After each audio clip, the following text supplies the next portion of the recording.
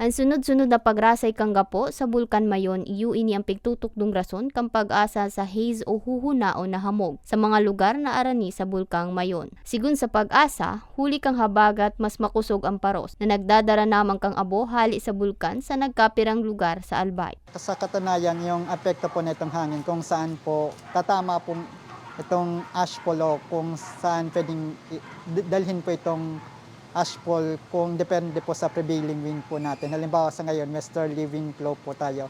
Yung pwedeng tamaan po ng ash flow po, doon po sa may bahagi ng eastern section ng Albay, kagaya po ng Santo Domingo, Rapu-Rapu, Bacacay, Tabaco City. Then sa mga susunod na araw, doon na rin sa may northeast portion ng Albay kasi southwest, coming from the southwest po yung magiging hangin po natin sa Linggo, Lunes. Mientras tanto, apuera sa epekto kang aktibidad kang bulkan, padagos man ang monitoring kang pag-asa sa bagyong Chedeng. Yung Chedeng na po ngayong Biyernes at isa na po itong typhoon category na bagyo.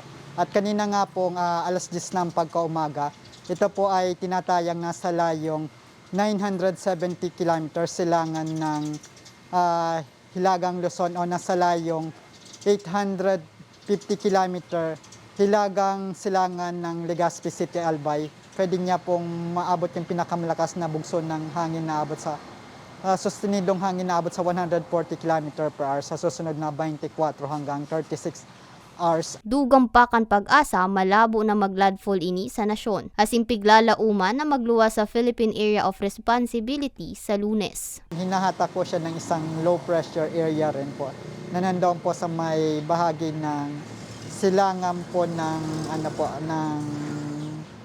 Japan area at kaya po ito ay hihilahin lang po papalayo po dito po sa atin. Padagos naman na makaka-eksperyensya ang Bicol ni maluya sagkod sa makusog na pag-uran, pagdaguldol asin pagkikilat darakan habagat. Para sa mga baretang tatak Bicol, May Arango.